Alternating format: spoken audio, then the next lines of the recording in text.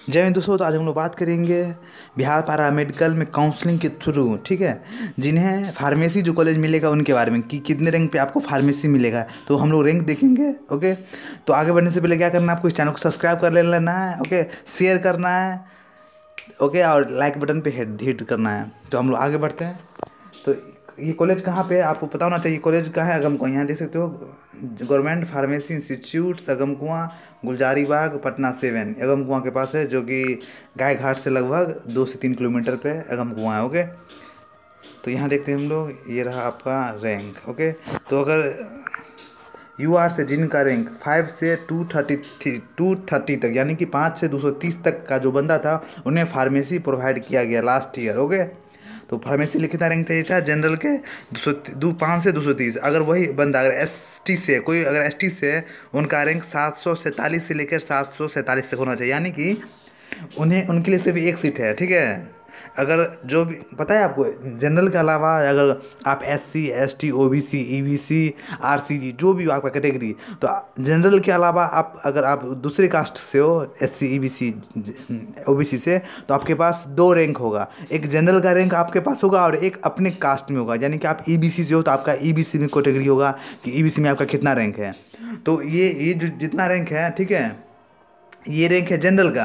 अगर जैसे सपोज देख लेता हूँ मैं ईबीसी, ठीक है, ईबीसी में जो जैसे मैं सपोज मैं ईबीसी का स्टूडेंट हूँ, तो मेरा जनरल में रैंक 238 से 372 तक होना चाहिए। ठीक है, अगर आपका रैंक इतना से इतना तक है तो ऑब्वियस सी बात है, आपका ईबीसी में रैंक 64 से 102 होगा ही। ठीक है, तो इसीलिए यहाँ से यहाँ तक आपके कैटेगरी का रैंक। ओके, और यहाँ से यहाँ जो है वो जनरल रैंक है।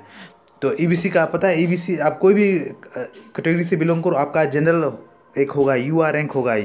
तो यूआर में 238 से 372 रैंक होना चाहिए, और ईबीसी से आपके अपने ईबीसी कैटेगरी में 64 से 102 रैंक तक होगा, तो आपको फार्मेसी डी फार्मा मिल जाएगा। ओके, उसी तरह से बीएससी अगर कोई बंदा बीसी से है, तो उनका रैंक 241 से 313 तक होना चाहिए, जनरल रैंक। ओके, उन्हीं का अपनी कैटेगरी में रैंक 143 से 186 तक होना चाहिए, यानी कि ओबीसी में उनका रैंक 143 से 186 होना चाहिए। उसी तरह से ये है 274 से 234 तक एससी के लिए। ओके, तो एससी के कोई स्टूडेंट, एससी का कोई स्टूडेंट हो, उनका जनरल रैंक इतना है, और उनके अपने कैटेगरी में रैंक 16 से 48 तक होना चाहिए। ठीक है, उसी तरह से एसटी का कोई बंदा 5 से 5, अगर 5 रैंक है किसी भी स्टूडेंट का, तो उन्हें ये मिल जाएगा। ओके, तो ये लास्ट ईयर का है, इस साल चेंज भी हो सकता है। कैसे चेंज हो सकता है, अगर सपोज दैट ऊपर से टॉप में कुछ लड़की आ गई, ठीक है, तो क्या होगा, लड़की अगर फार्मेसी देना चाहेगी तो फार्मेसी में आ जाएगी, तो रैंक आपका बढ़ सकता है, मतलब कि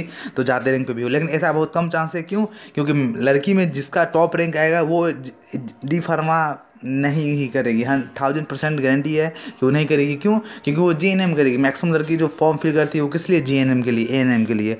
उन्हें डी फार्मा से कोई लेना देना नहीं है। डी फार्मा कौन करेगी? जिन्हें बीएससी, वो सॉरी डीएनएम एएनएम नहीं मिला है वो, लेकिन जिन्हें एएनएम वो अगर क्या बोलते हैं एएनएम नहीं मिला होगा, तो उन्हें डी फार्मा मिलने में बहुत दिक्कत होगा, क्योंकि आरसीजी से 1 से 2 सीट आई थिंक। ठीक है, गर्ल्स के लिए भी इसमें अलॉट है, पता होना चाहिए आपको। बॉयज़ के लिए तो जो सीट है ही 810 में 810 टोटल सीट है फार्मेसी, डी फार्मा, ये क्या बोलते हैं, ऑप्थेल्मिक्स, एक्सरे, ये सब मिला के टोटल 810 सीट है। 810 सीट में बॉयज़ के लिए तो है ही, लेकिन उनमें भी गर्ल्स के लिए आरसीजी जो हम लोग डिवाइड किया गया हम लोग गर्ल्स के लिए, तो उनमें गर्ल्स भी है। तो गर्ल्स के लिए सब कैटेगरी में 1 से 2 ऐसा इतना सीट, इससे ज़्यादा सीट नहीं है, 2-3 ऐसा सीट है। ठीक है, तो आई थिंक आपका जितना भी डाउट होगा वो क्लियर हो चुका होगा। तो आप अगर आप इतना रैंक तक आ रहे हो, तो आपको 100% हर साल इसी रैंक पे दौड़ेगा, क्योंकि इसके बाद कोई नया कॉलेज ऐड अभी तक नहीं हुआ है। अगर नया कॉलेज ऐड होगा ऑन पेपर, ठीक है, मुँह से तो सरकार द्वारा बोला गया है,